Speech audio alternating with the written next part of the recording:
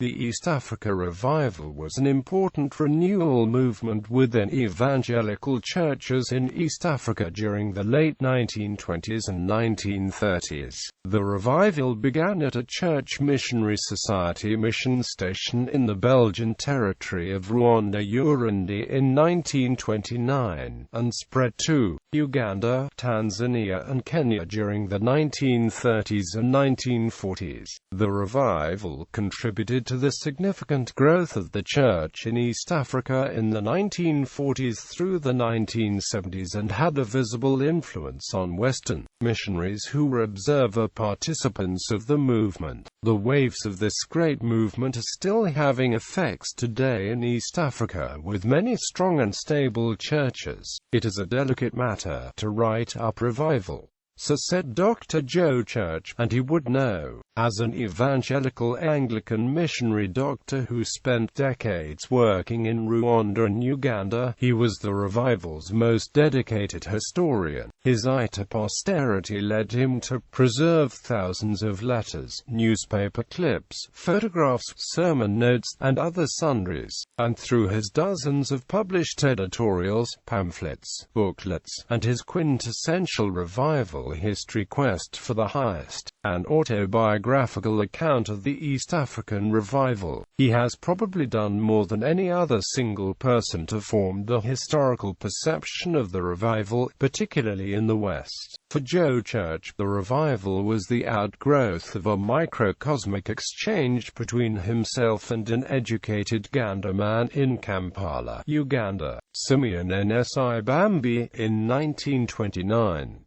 The two sought a higher Christian life and spent a few days tracing Schofield's chain references, by the end experiencing a more intimate relationship with God and one another. In the process, an African and European helped one another move towards a more victorious life of personal holiness. As he tells it, Church soon returned to his mission station in Gahini, Rwanda, where he instituted a similar regimen of plain Bible readings and daily prayer, from which the pattern of the East African revival emerged in the early 1930s. The message was then carried throughout East Africa by small bands of African preachers, who brought a message of the severity of sin and the need for individuals to confess their sins publicly and have them washed in the powerful blood of Jesus. Church's narrative efforts did not go uncontested, as conflicts between revived and non-revived Ugandan Anglicans approached a breaking point in the early 1940s.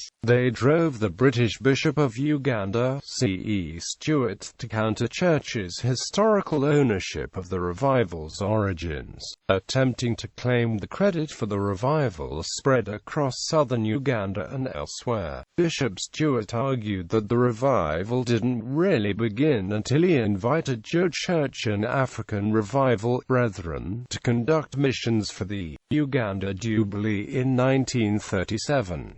Later, he also claimed that the training he provided to a handful of ordinands in Kampala in the early 1930s softened the soil for the revival to sprout in the late 1930s. The revival, therefore, was an outgrowth of his vision and efforts, though he never joined the revival personally, and his chronological imagination sought to bolster his contested authority as the bishop of a divided church. Then there is a history written by Simeon N.S.I. Bambi in the early 1970s. Intriguingly, N.S.I. Bambi's own accounts contest Church's history by stating off the top, the revival in Uganda has been running for 50 years, that is from 1922. For N.S.I. Bambi, the revival began when he received a personal blessing from God that drove him into a deeper spiritual quest and resulted in his greater attentiveness to prayer and Bible study. But N.S.I. Bambi's history is by no means politically neutral. He wrote during an age in which the revival itself was wrought by factions that formed in the late 1960s, factions which he worked largely unsuccessfully, to reconcile. His narrative therefore asserts his preeminence as the progenitor and patriarch of the movement, which should heed his calls toward reconciliation.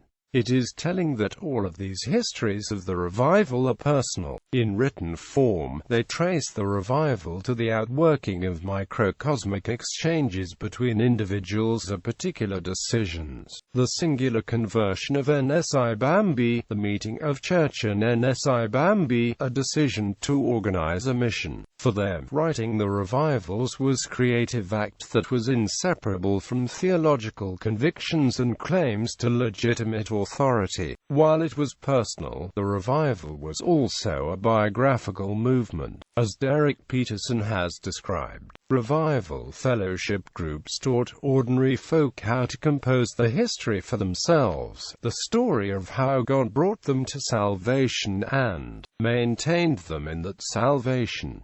But each revivalist had a story to tell. Microhistories abounded, and these histories might have little to do with the narratives composed by Church, Stewart, or NSI Bambi. Revival biographical histories reveal that the revival is a movement that has a plurality of narrative beginnings, which attest to the internal diversity of the revival message's appropriation. In fact, some Ugandans were keen to maintain that their revival conversions in the early 1930s preceded any preaching by a revival preaching team sent from Gahini. They were revived before or apart from the revival, so to speak. For them, the revival started when they were awoken with a divine voice, or received a particular vision and confessed, rid themselves of charms and fetishes, and began living a more devout Christian life. Most testimonies, however, were not written down for a variety of reasons. Some viewed this as a calcification of a story of God's dealings with the heart that must by definition remain current. Many revivalists were simply illiterate. Others feared that writing and publicizing the movement might lead Satan to attack the person, thereby discrediting the movement.